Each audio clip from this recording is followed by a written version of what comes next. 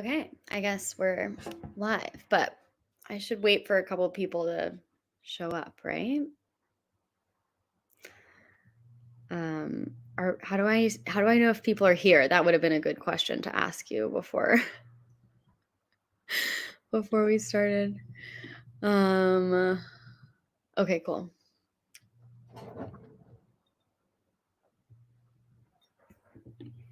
Okay, cool. Great. Yeah, we can give it another minute or two before we start.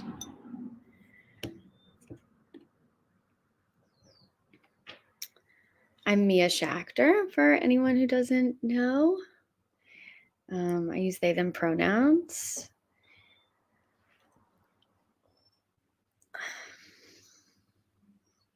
I'm a field user.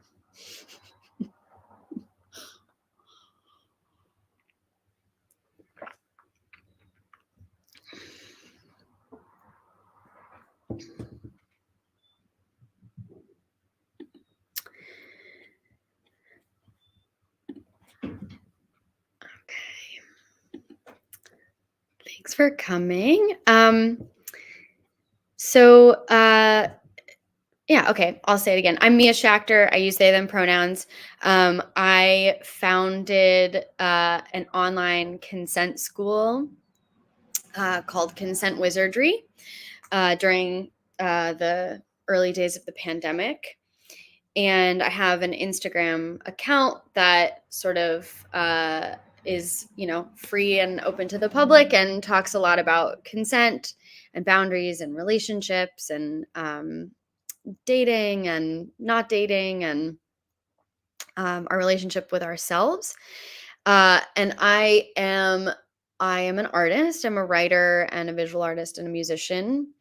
Um, so my work has largely shifted in the last year or two, I guess, to focus on the link between consent and creativity and to support artists in finding their voice and finding like a secure relationship with their creativity.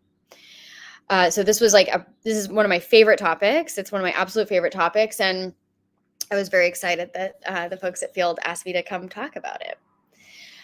I think a little history about that relationship between consent and creativity would be useful here.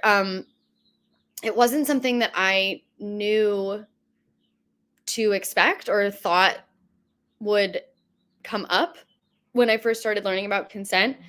But it was something that just sort of started to reveal itself to me. Like the more that I was learning about consent and the more that I was finding like new areas to practice it with myself and with other people, I felt like a creative boom.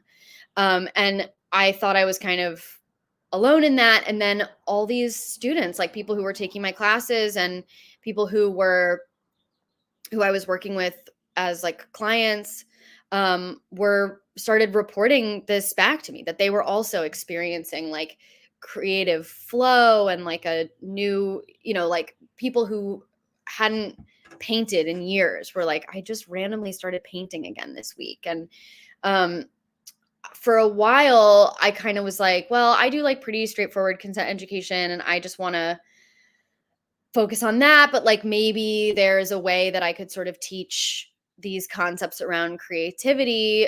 And I just kind of kept feeling like a bit of an imposter.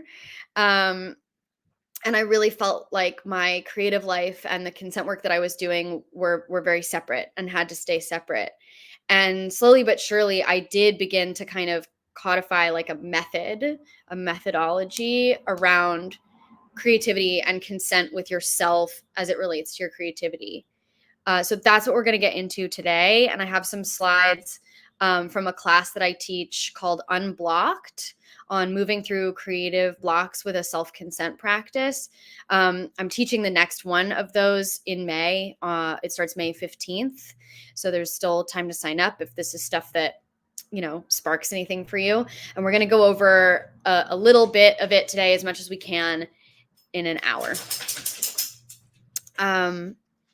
Okay, so I'm going to share my, oh, thank you. Great. um, okay, so these are the components of the unblocked class. And there's a component, there's a workbook, an unblocked workbook too, um, that's sort of like broken up into these chapters. These are, yeah, so like in the class, each class deals with one of these. And this is largely born out of, I think there's like another really significant relationship that I see between consent and confidence. And I think that was something that I felt earlier on that I was like able to talk about more clearly. And so I was like building this confidence workbook that eventually became my people pleasing workbook. And that then kind of got translated through like the lens of creativity and became this unblocked workbook. Um, so these are like the 5 kind of things that we tackle. Perfectionism, which is like the death of creativity, in my opinion. People pleasing, which is like trying to make work for other people, or what is like commercially viable, or sacrificing your own voice or authenticity in order to kind of make stuff that you think other people want, which is always, of course, something we can't really know. And then these 2 things that are obviously like very intimately related, the sensation or experience of imposter syndrome, and your inner critic, and like where that really comes from. Like, who is your inner critic? Is it a person's voice? Like, is it media you've consumed? Is it that article you read in Cosmo when you were 16? Where is that voice coming from, and how is it trying to kind of keep you safe? Like, what is it trying to protect you from? And then this sort of like lifelong process of finding your voice, and how do you really go about doing that? How do you find your mode of self-expression in various mediums, um, in such a way that you can like speak with clarity or express yourself with clarity, whether that's like verbally or through some kind of nonverbal medium, like not lyrical music, or ceramics, or quilting, or painting, or whatever. um so we're gonna start with we're going to do these a little bit out of order, because that's just how I felt today. I wanted to start with people pleasing because I think that that's one that is like sort of the most, um, I don't know, relatable and like consent focused. I talk a lot in my work about people pleasing, and how it kind of like blocks us from our authenticity. A lot of people pleasing, I think, is guesswork. Like, we don't really know what other people want, even when they tell us. Sometimes we don't know what they really want, but often we really have no idea, and we're doing a lot of guessing. um, and also, people pleasing is very, it can be really, it's like a very disorienting form of dishonesty. I really believe that, and I know that that's like a tough pill to swallow for a lot of people who like identify as people pleasers, and I definitely used to identify as a people pleaser. I'd say I'm a recovering people pleaser. Um, but one of the things that really helps me through it and helps me kind of find my center is, I'm like, am I lying right now?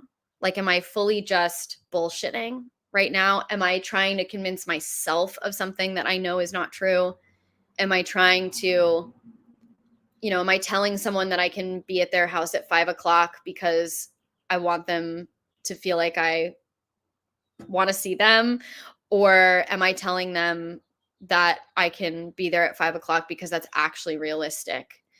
Um, so the people pleasing with consent, I think the relationship there is like, it's really, really hard to gauge consent, both like with yourself and with other people, when you're in this kind of people pleasing mode. Because you're usually, when someone is people pleasing, they're so preoccupied with with the other person, with how they're being perceived, that they're out of touch with with their body. It can be very a very dissociative experience. And so you're losing touch with the way that your body is telling you what it wants and what it needs. And that relationship between your body and your mind is crucial, I think, to making art. Moving out of this question of is it right, or will people like it, is it any good, moving out of that and into do I like it, did I like making it, do I like this process, is it beautiful, does it make me feel something, that that area, that realm of making art, that mindset is really fertile soil for creating art. um yeah, I feel like there was something else I was going to say in there, but these are some questions that I think about when I'm making work and catching myself in a people pleasing place. And obviously, this is really complicated because we live in capitalism, and making art in a capitalist world is you can you can make stuff that only you like and not ask the questions if anyone else will like it and things like that. But at the end of the day, if you're trying to pay your rent with your art, there's a balance to be struck, I think. um but creativity really requires a person to feel safe to explore and play and fuck up and try again. And I think when I'm stuck in that kind of people pleasing state, it's really hard to access that sense of you know freedom to throw spaghetti at the wall and just kind of see what sticks. I'd love to hear from any of you if this is am I talking to I don't know who I'm talking to. I'm just talking. So I'd love to hear if this is bringing anything up for you, if you have any questions, if it's feeling familiar or not. Um yeah, ask a question if you've got one. I'll keep going until I hear otherwise. Okay, perfectionism. I think that perfectionism is a subcategory of people pleasing. And I think perfectionism and consent is a really oil and water kind of bad. They don't like each other. Consent is something when I talk in my sort of intro to consent class about what is consent. I say consent is not something that you can ever do perfectly. And for a lot of people, that's oh my God, well then why try? Why am I in this class? But then for a lot of other people, and then often even those people kind of get to the place that I'm about to say, which is that it kind of brings a sense of relief. If this isn't something that I can do perfectly, then it's more about figuring out what works for me, figuring out what works for the other person, figuring out what works for each different relationship, and then knowing that I'm going to screw up and trusting my own ability to apologize and make amends, repair, and then incorporate that information moving forward. When it comes to making art, I think that perfectionism is a major barrier to that exploration and play. Whose standard of perfection are you working with? Is that actually coming from you? And this idea that you can well, okay, I guess I'll share a little bit about, I was writing about this yesterday for my Substack, and I was talking to a friend, and I was talking to my dad about this last week, and it was all sort of around this idea of you really have to make dumb shit, and you have to allow yourself to make dumb shit. When you won't make bad art, you'll never make good art. I was talking to my dad about it because when I was 27, 7 or 8 years ago, I wrote this play that was so bad. I mean, nothing happened in this play. And it was a breakup in real time. There were two characters played by five different actors. So it was sort of this like exploration on like power dynamics and identity by like having different people play these same roles. And now I can look back on that play and think of it as sort of like a philosophical, inquiry or whatever, or a political inquiry, and the themes really relate to, they're like very consistent to the work that I still do today. But as a play, it didn't work. I mean, just like it was incredibly boring. There was no plot.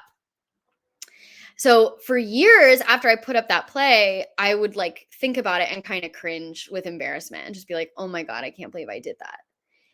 And the piece that I was writing yesterday was about like getting cozy with your own embarrassment, like making friends with your embarrassment as a way to kind of move through perfectionism. Because if you just kind of know, like instead of trying to prevent embarrassment from ever occurring, to just kind of know like that's a feeling and it's a feeling that's going to go away. And here are the tools and skills that I have to like move through it.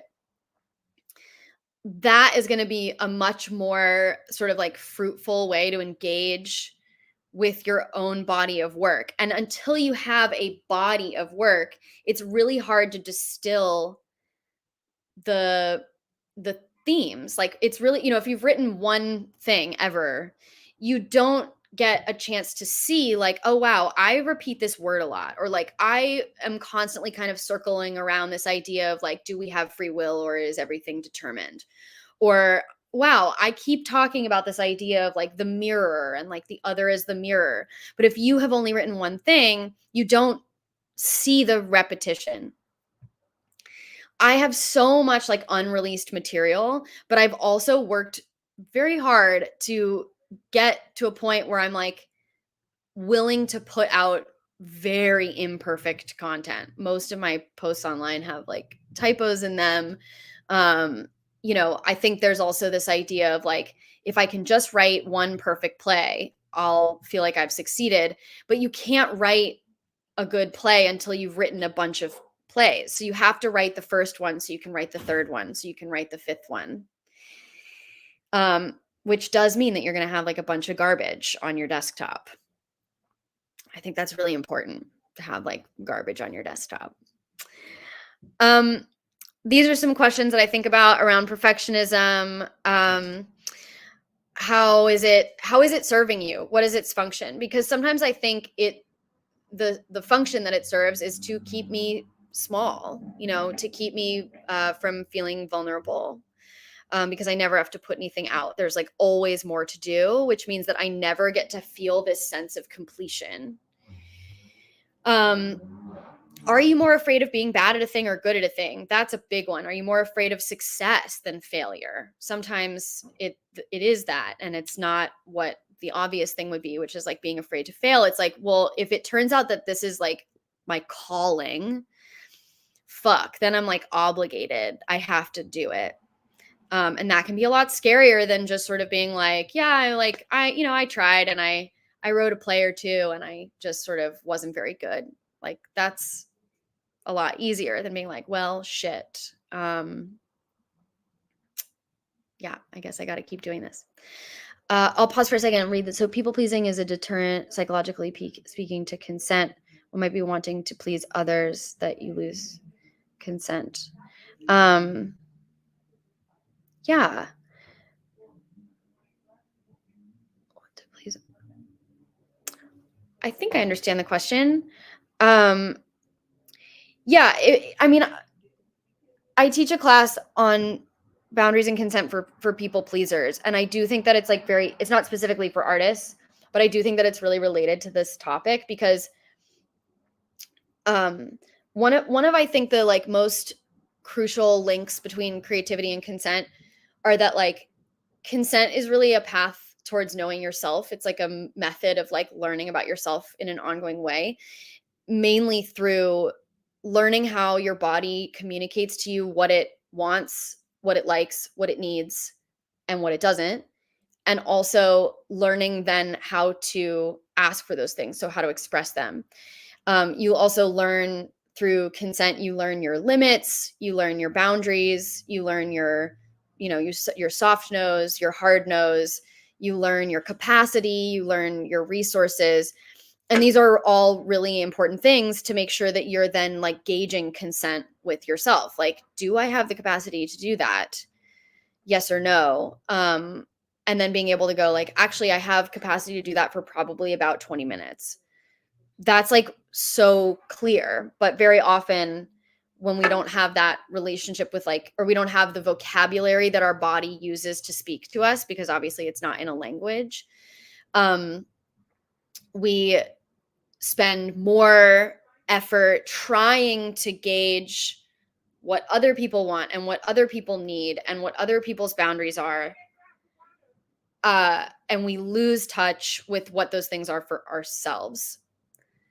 A lot of my work focuses on consent with yourself, which I think is one of my kind of like different approaches that a lot of people don't really try to deal with in this work. And I really do think that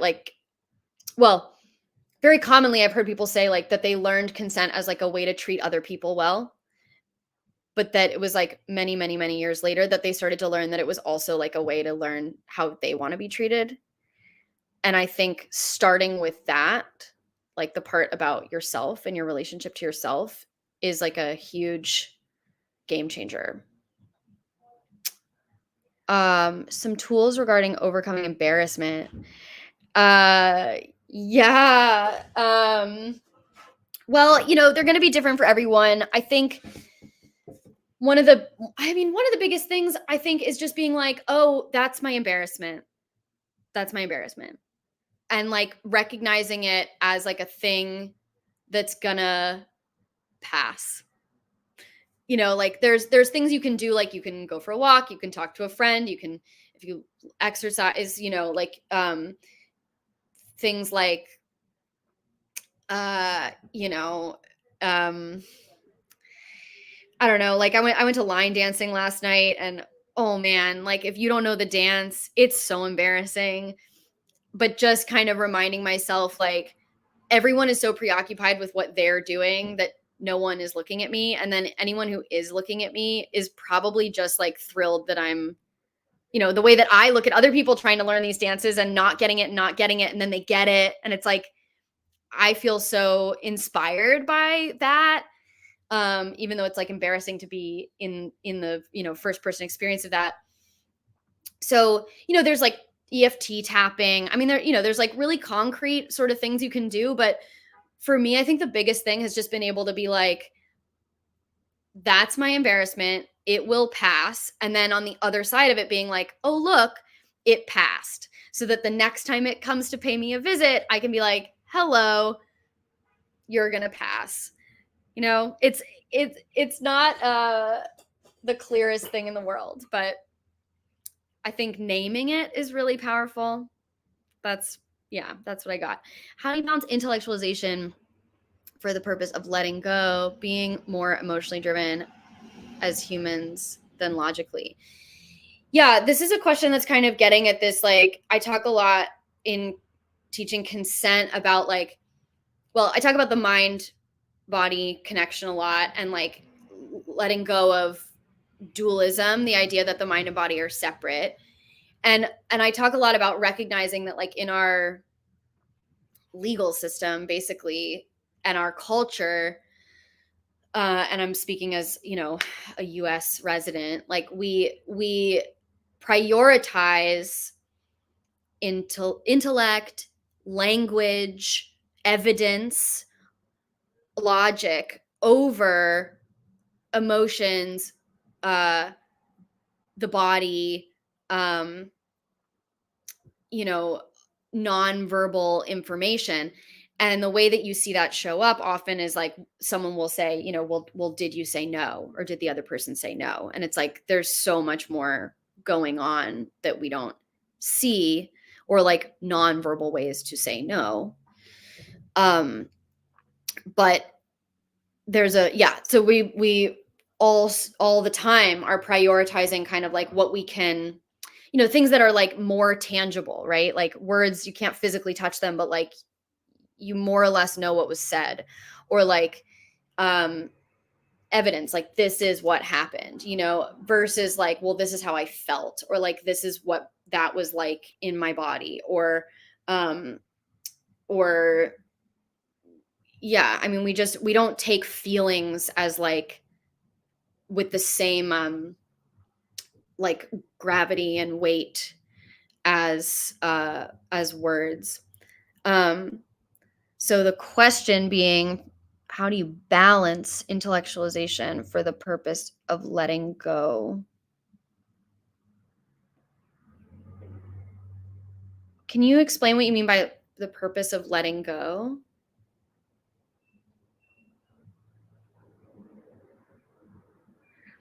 um while they're typing, um going back to this slide, let's see. um There was something that came up in when I taught this class, where someone in the class was like, every time I see something that I really like a work of art, I ask myself how I would do it differently. Like, how do I make it my own? Just as an exercise. And I really loved that. I think this thing about, how do you know when you're comparing yourself to someone else? How can you rephrase the thoughts that allow you to grow instead of shrink? Being able to go like, that's I feel like there's often this like barrier for a lot of artists, as this relates to the embarrassment piece of like, if someone makes something or performs something and I would do it differently, that can show up in this very visceral form of judgment or like secondhand embarrassment. And I've tried to work on like, what that does is inevitably I then cast that same light of judgment on myself. So I've been working on kind of changing the language that I use to be like, I would do it this way, so that I'm not shitting on what they've done, because that helps me not think that people are going to shit on me the way that I've been shitting on them with this like judgy voice in my head. Okay, the question explained. I get very in my head, especially in intimate situations, because I'm hyper concerned about doing things correctly. And honoring the person with it can be exhausting and undermine the connection. Yeah, I think, okay, so we're talking about creativity and consent in like a larger way, and particularly with making art, but I do think of sex as like a medium of self-expression, a mode of self-expression, and I do think about it as an art, as a creative act. So I think that this is very relevant. With that question of like getting it right, am I doing this correctly? That is a question that I think separates us very often from ourselves, and even from the other person, which I think is what you're getting at. It undermines the connection. um I think that there's a way that you can cultivate trust with yourself, trust with another person, so that you feel comfortable trying things. And especially if you build in the practice of asking for feedback.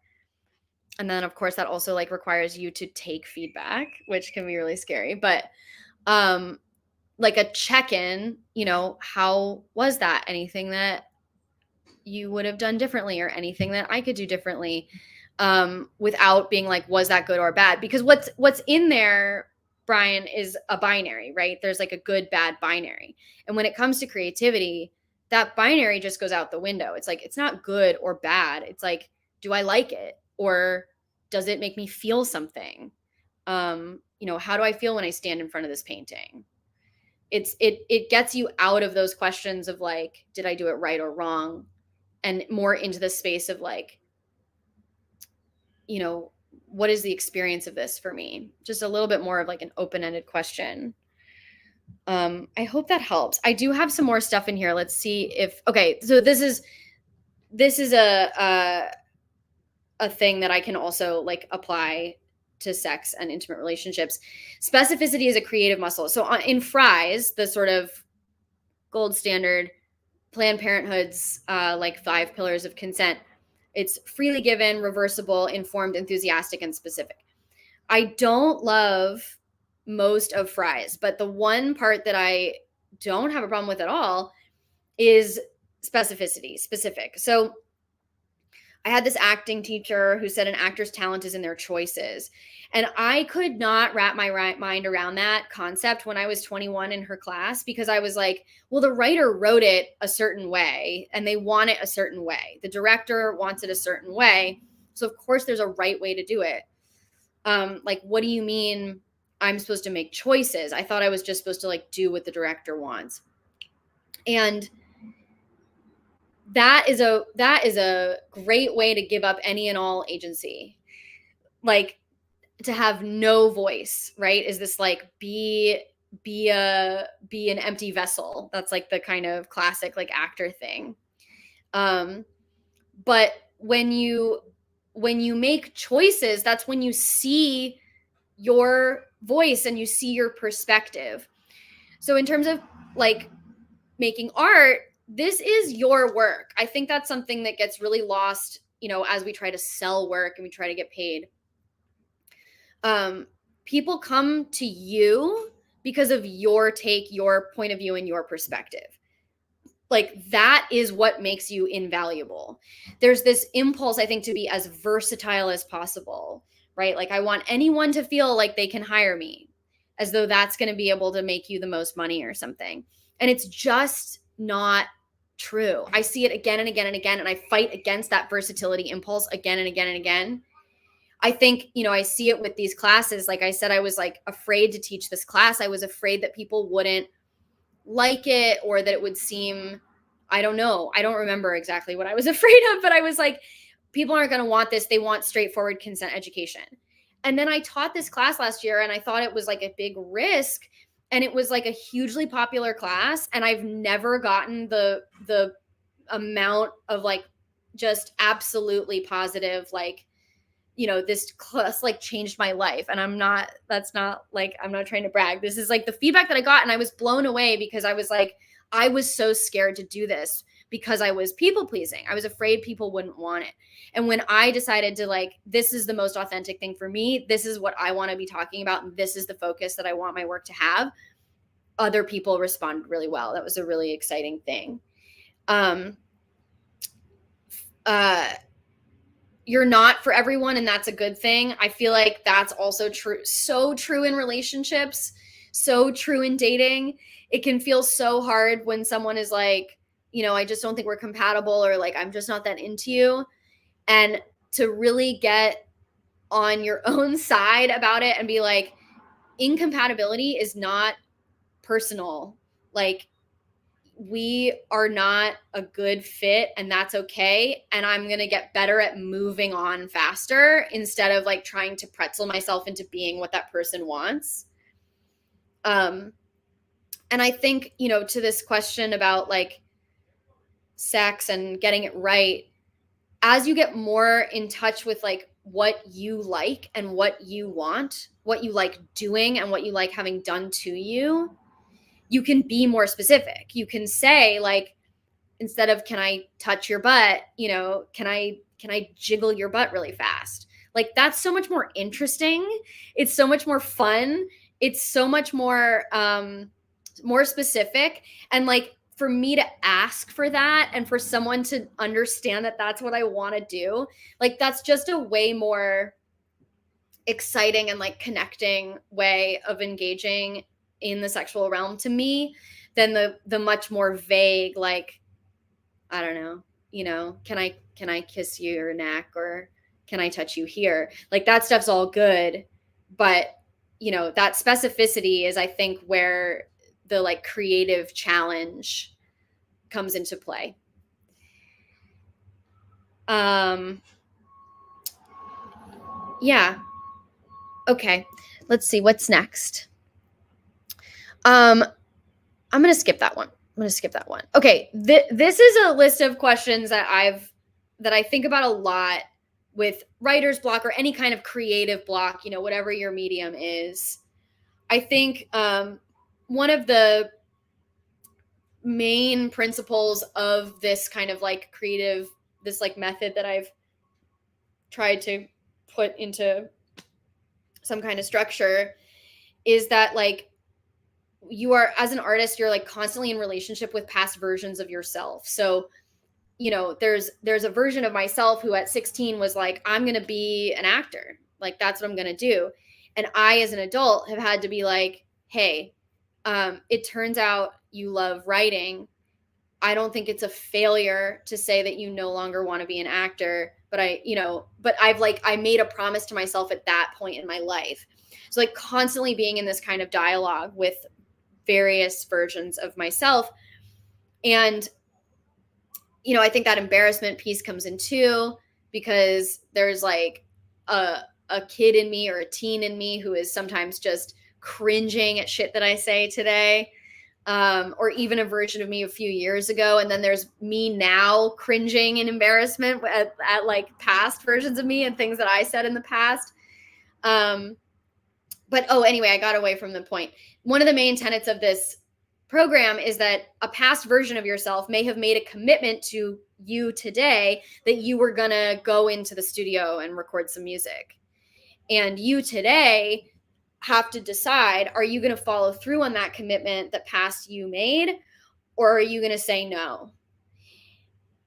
Now, when you have an insecure relationship with your creativity, I think often what happens is you're like, if I say no, I'm just going to say no tomorrow. I'm going to say no tomorrow and the next day and the next day and the next day. And I have to, I just have to force myself. Right. And like from a consent perspective, that's not great. And ultimately even like breaks trust with yourself. But if you have a more secure relationship with your creativity, you can build the trust that like the desire will strike. And then there's like other things that you can do to kind of like, lay down the red carpet for the inspiration when it arrives.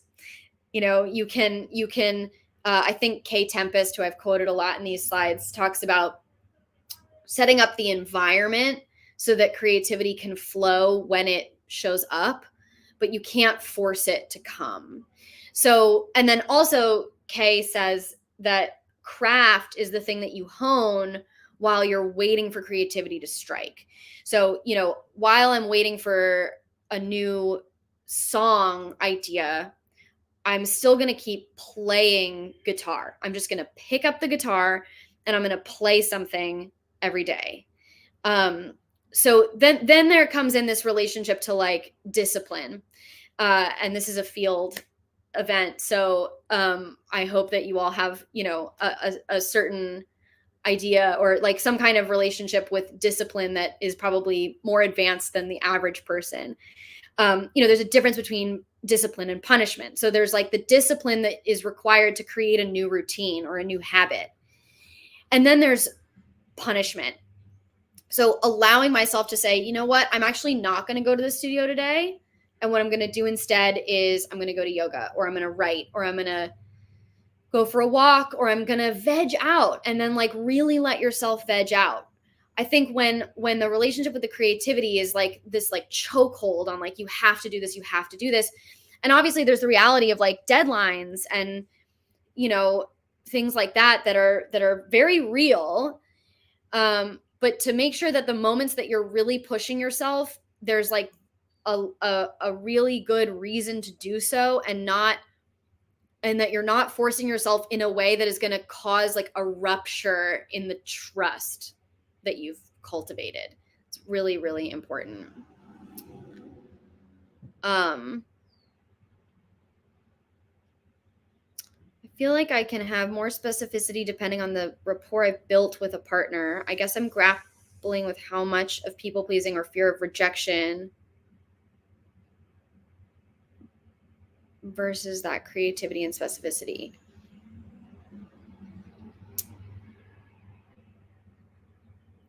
I'm not sure I totally understand the question. But I do really want to focus on like sort of your relationship with yourself and with your creativity. I think that this obviously like bleeds into a lot of arenas in life, and I've said like I think that sex is one of those areas. I'm not sure if it's a question, so I'm gonna just keep going. Um, Point regarding letting go. I believe a whole spiritual movement. I would agree. I think a lot of this stuff, I mean, I probably won't go there today, but there's a lot of spiritual, uh, like really amazing, beautiful things that come out of consent and creativity. I just recorded a podcast about it this morning, actually, where like, you know, you do this stuff enough and eventually you kind of hit a wall where you're like, wow, I guess like spirituality is like where this goes. And, you know, and then a lot of people like don't want to go there, and that's okay. And then for me, it was like, all right, let's just jump in that pool. Like, here we go. Okay.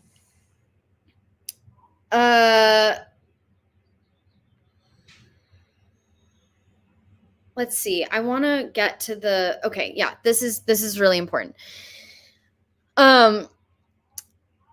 To just like kind of drive home the relationship here with consent. A consent practice is it's an amazing tool to cultivate the internal sense of safety so that you can flow, explore, and play. If you do not feel safe, we really can't. This is like basic attachment theory. You really can't play. And when creativity, like when play isn't present, creativity just dies. Like it just wilts and shrivels up and dies. So that's really what we're trying to do here. And especially like in this class that I teach, we're like really working on building that secure attachment with your, or secure relationship with your creativity so that you feel safe enough to play.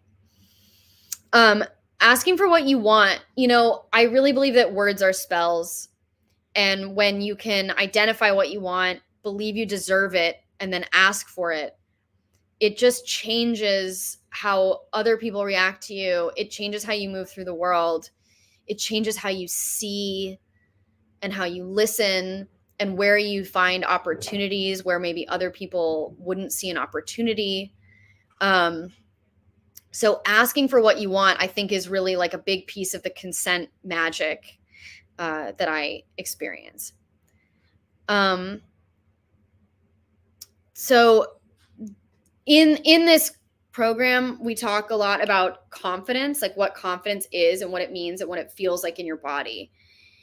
And I think for an artist to have, you know, and I want to be really clear, like, I don't see confidence and insecurity as mutually exclusive. Like, I don't think that as you get more confident, you become less insecure. I think that those can coexist. And insecurity, you know, I think there's like confident ways to deal with insecurity, even like to be able to say, like, I'm feeling a little insecure today. I know it will pass, or like, I know what I need to do not to feel that way, things like that. So there's a really strong relationship, I think. You know, a lot of like artists or like literature on artists literature on like being an artist, we'll talk about like ego death, and you know that you have to kill your ego. I feel like there's like some truth to that, but I really feel personally like my experience with that idea is a lot more about like finding a healthier relationship with my ego, because if I have no ego whatsoever, it's really hard to believe that anyone should hear what I have to say or like look at what I'm making. So I kind of have to have confidence that like what I have to say is important and what I'm putting out into the world is important. A lot of that confidence for me comes from like believing that I have a calling and I have like a purpose on this earth,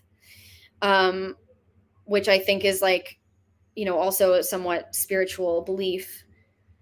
So if I don't believe that at all, I could make work forever and just like hide it in the back of my closet. But I have to get on my own side enough to think that I should be sharing what it is that I'm making.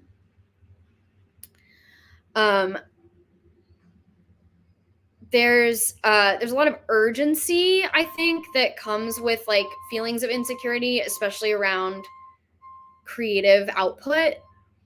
So like an urgency with consent can make consent really fraught. It's like best to just take your time with any kind of decision making whenever possible, but it's not always possible. So that urgency, like being able to notice when it's coming up and do whatever you are able to do to kind of reduce urgency, can be really, really helpful. We also get into some nonverbal information, which is obviously really relevant to consent and sex, I would say, but also in terms of like, when I read this piece, how do I feel? Like, does it make me feel warm? Does it make my heart rate increase? Am I breathing? What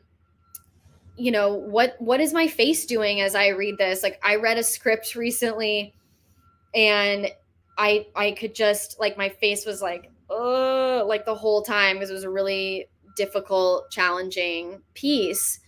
And, that doesn't mean I don't like it. It doesn't mean that it's bad. It means that it's making me feel something. So being able to tune into like all of that kind of nonverbal information that my body is giving me about my own emotional state. Knowing myself, my needs, my desires, my boundaries, and trusting myself to express them, believing I deserve them. Really, really important to any kind of creative endeavor.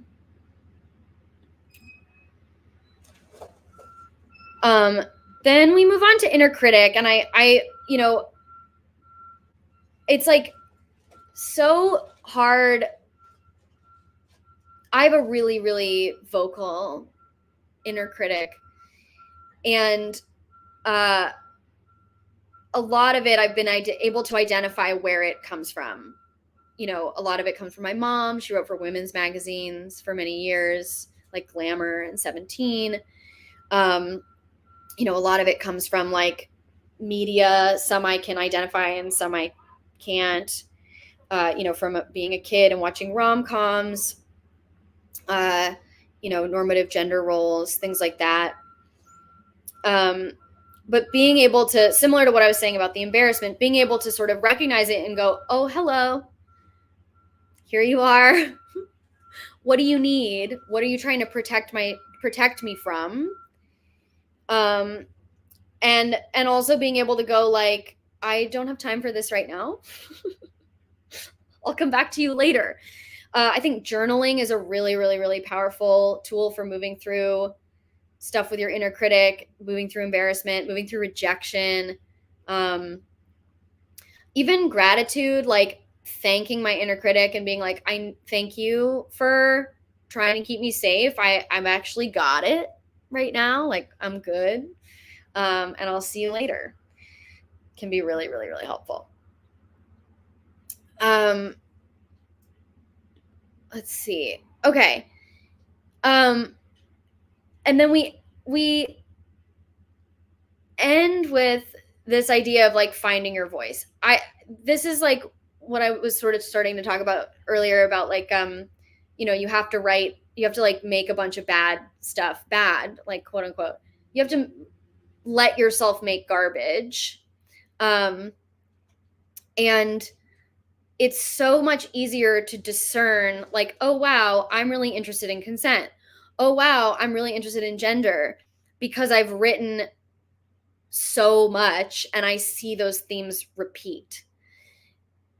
If I didn't write so much, I wouldn't recognize the repetition. So I cannot stress enough how important it is to like let yourself try and then recognize like, I might feel embarrassed by the final product here, and that's okay.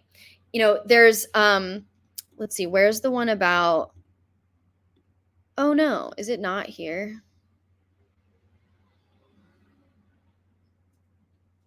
I don't remember.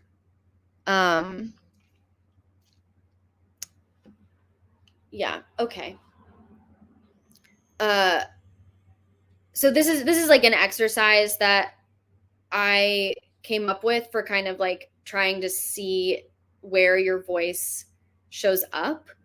To just like look around where you are, or look at like what you're wearing, or you know, you can even do this with like your bookshelves, or like your what's in your grocery cart. I'm looking often for like autobiography and where it shows up. Like, where am I expressing who I am and my taste and my where are my choices?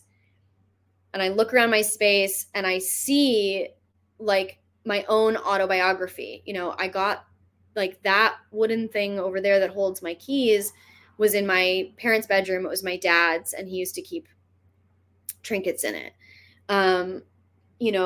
This drawing I found in the basement of my building, my first apartment in New York. There's a mask up there that my parents got on their honeymoon in San Jose, or not San Jose, Santa Fe. You can do this with everything, and you can see like the narrative of your own life, and you can see choices that you've made where perhaps you didn't think you were making choices. That's a really cool way that I've found to kind of begin to identify, like, okay, clearly I love plants.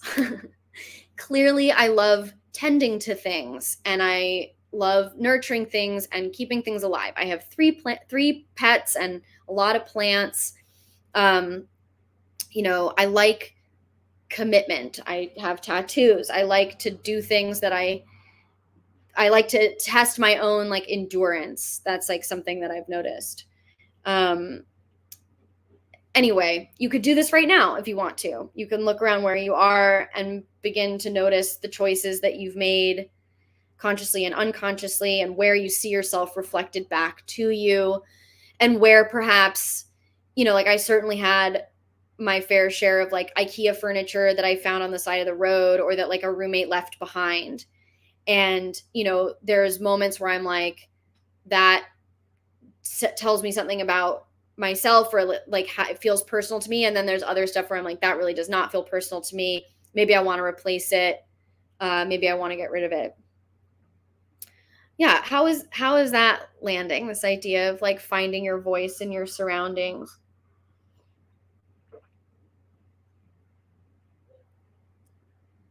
By the way, I think you can also start to see your voice in sex and relationships as you start to practice with that specificity muscle, as you start to identify your desires. You can start to notice, like, I really like the sensation of surrender, or I really like the sensation of like being in charge, or, whatever that is for you. I think that you can see your own creative voice in sex and in how you like move through your relationships. Cool. I know we're coming up towards the end, so I think this is some stuff that applies very broadly. And I think, I'll tie it first, at least, to the idea of like making art. This goes back to that thing of like, you're not for everyone, and that's a good thing. You also get to decide who gets access to you and how much and when. You do not have to give everyone access to your intimacy, your vulnerability, your time, your energy. These are your resources. You can treat them as finite. And you also get to decide who gets to come in. You don't have to take everyone's feedback. I think this also kind of brings us to a question around like, who is your art for? And it may not be for everyone. There's going to be different people who you're making, you get to determine who your audience is and who gets to know you. Let's see. How can one navigate being creative while accepting boundaries? Do you mean like what are creative ways to accept someone's boundaries, or the boundaries of like your own creativity? I'll let you answer that or clarify while I move on here. Okay, letting go of what you can't control. In consent, Betty Martin, who came up with the Wheel of Consent, talks about domains, like what is in your domain and what is outside of your domain. And I think especially with art, which is a relatively public endeavor, if you're sharing your art,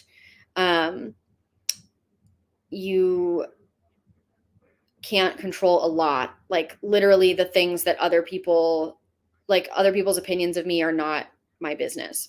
I have no say in that. Oh, okay. Both. So how to creatively accept a boundary. I mean, I think gratitude is just a really great like rule of thumb. Though I did just write a piece on my Substack that came out yesterday about like the sort of pitfalls of the like thank you for telling me person, of like making yourself out to be someone who's like just gonna say thank you for telling me, thank you for telling me, thank you for telling me, because often that like gets in the way of you asserting yourself or being like, actually I'm not okay with that, or like I don't like how you're talking to me, or like that impedes one of my boundaries, or means that I'm not going to get what I need. And so anyway, a lot of more exploration of that there if you're interested. But I do think that as a rule of thumb, figuring out what there is to be grateful for, whether it's like, I'm glad that you trusted me enough to tell me that. I'm glad that I'm grateful that you want to work on that with me, or, obviously want to stay in relationship with me because otherwise you would have just walked away. I'm glad that you told me so that I don't do something that you don't like when I think I'm doing something that you like. So gratitude is a good kind of rule of thumb.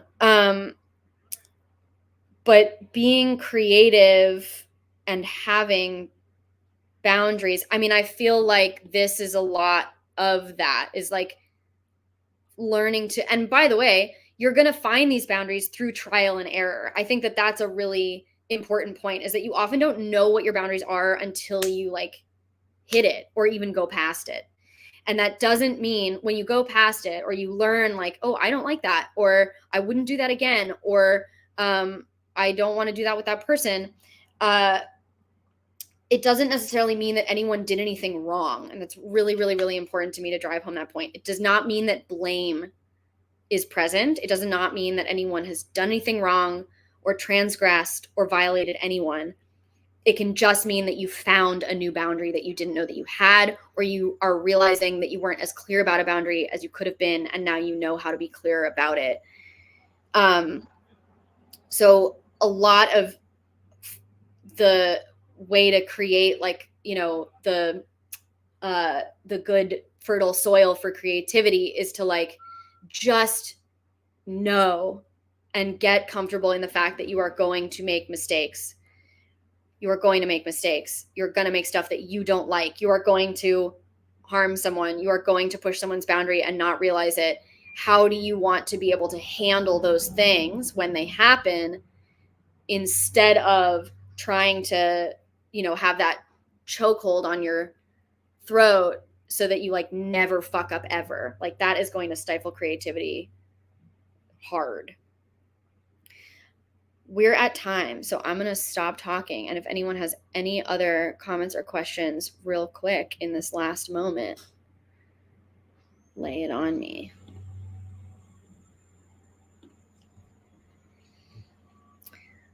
Make dumb shit.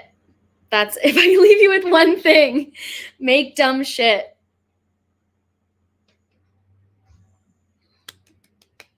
Thank you all for being here.